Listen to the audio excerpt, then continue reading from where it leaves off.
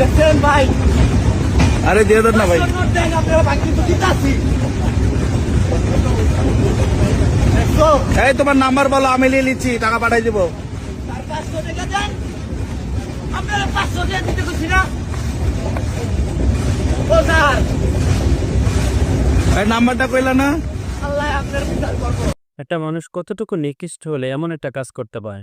স্ক্রিনে যে ভিডিওটা দেখলেন, ওনাকে আমরা নর্মালি আমাদের বাসায় কুলি বলে থাকি, যার কাজ হচ্ছে প্রতিদিন বিভিন্ন ট্রেন স্টেশন হোক, বাস স্টেশনে হোক, বিভিন্ন যাত্রী মালসাবানা এক জায়গা থেকে আরেক জায়গায় নিয়ে যায়। এই লোকটাই সেম যাত্রীর মালসাবানা ট্রেন স্টেশনের বাইরে থেকে হয়তো বা ট্রেনের ভিতরে নিয়ে যায়, তার বিনিময়ে তাকে কিছু পারিশ্রমিক দেওয়ার কথা ছিল, কিন্তু এই বিবেকহীন মানুষটা তার টাকাটা না দিয়ে চলে যায়।